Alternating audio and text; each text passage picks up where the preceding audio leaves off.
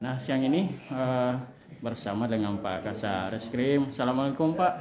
Waalaikumsalam. Iya, apa-apa saja Pak kasus yang paling menonjol di selama akhir-akhir tahun 2022 ini?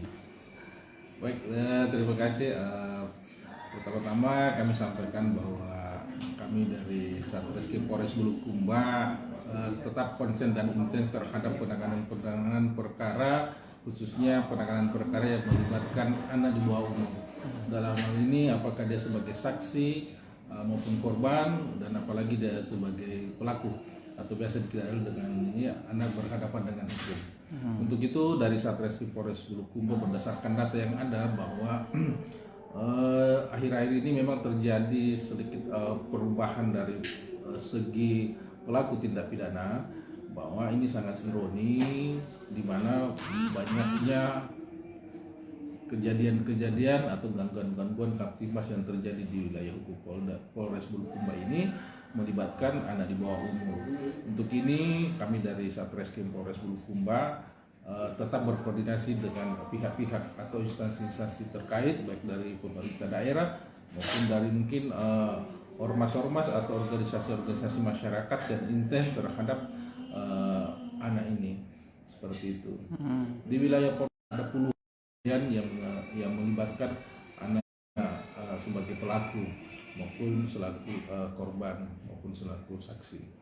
Untuk itu kami dari Satreskrim Polres Bulukumba menganggap bahwa banyak juga anak-anak ini berdasarkan riset, berdasarkan data, bahwa anak ini banyak juga yang melakukan kegiatan pelanggaran hukum itu yang merupakan residivis atau pengulangan, sehingga kami berpendapat bahwa sebenarnya penegakan hukum atau tindakan hukum terhadap anak ini bukan merupakan solusi satu-satunya atau mungkin bukan solusi yang tepat, sehingga perlu ada mungkin langkah-langkah konkret dan realiti terhadap penanganan anak ini. Ya tentu ini harus dimulai dari pihak keluarga sendiri, ya selaku garda terdepan dan terdekat bagi perkembangan anak ini. Kemudian perlu juga dukungan dari instansi terkait, khususnya Pemda dengan organisasi-organisasi yang intens penanganan anak ini untuk melakukan langkah-langkah, entah itu mungkin memberdayakan anak ini agar anak ini tidak cenderung terpengaruh terhadap lingkungan yang ada di sekitarnya. Tentu mungkin hal yang konkret ini adalah memberdayakan anak ini atau mencarikan kegiatan-kegiatan yang lebih positif, entah itu kegiatan keagamaan atau mungkin kegiatan-kegiatan yang bisa menghasilkan atau kegiatan-kegiatan entrepreneur terhadap anak ini, seperti itu.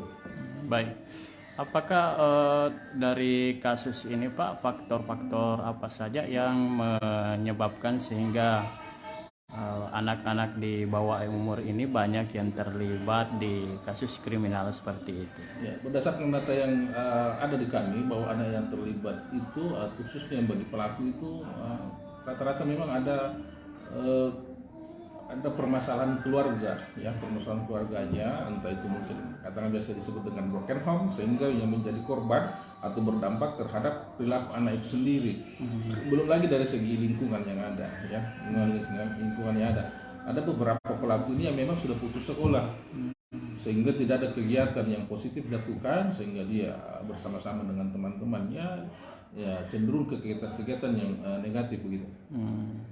Apakah ada membangun komunikasi Pak ke pihak Pemkab atau pihak lembaga keagamaan, katakanlah pondok pesantren, untuk mencoba untuk mendukung atau mencarikan solusi secara bersama-sama terkait kriminal anak ini? Ya, betul bahwa sebagaimana kita ketahui bahwa Bumi Pandrita Lopi ini terkenal dengan keagamaan atau wilayah yang religius, sehingga memang perlu juga dilakukan pembinaan agama. Khusus untuk Polres Bulukumba ini sudah melakukan sebenarnya kerjasama atau MOU dengan salah satu pesantren di sini untuk melakukan pembinaan terhadap anak-anak yang berhadapan dengan hukum. Itu sudah dilakukan, dan juga saya juga mengambil langkah ini, kami bekerjasama dengan jamaah yang dalam hal ini mungkin jamaah tablik untuk disentuh hatinya, untuk disentuh hatinya agar tidak melakukan kegiatan-kegiatan yang negatif seperti itu. Kalau solusi atau tawaran ke pihak pemerintah daerah sendiri Pak, karena tidak hanya cukup Polres yang bisa menangani masalah ini. Solusi yang kami tawarkan sebenarnya ada dua.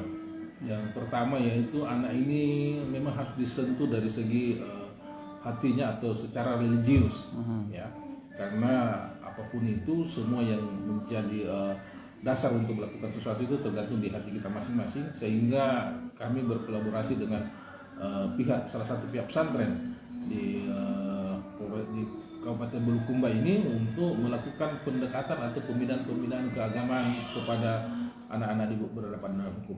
Yang kedua bahwa kita harus memikirkan atau kita harus menciptakan lapangan kerja atau mungkin kegiatan-kegiatan yang bersifat kewirausahaan atau entrepreneurship, ya, sehingga anak itu sebenarnya tidak berpikir lagi untuk melakukan kegiatan-kegiatan yang negatif. Justru dia harus diarahkan kegiatan-kegiatan yang mungkin akan berguna bagi untuk dia sendiri untuk kedepannya. Dalam hal ini mungkin kegiatan-kegiatan entrepreneurship, ya, seperti itu. Baik, terima kasih Pak Kasat Reskrim Polres Bulukumba, AKP Abustam.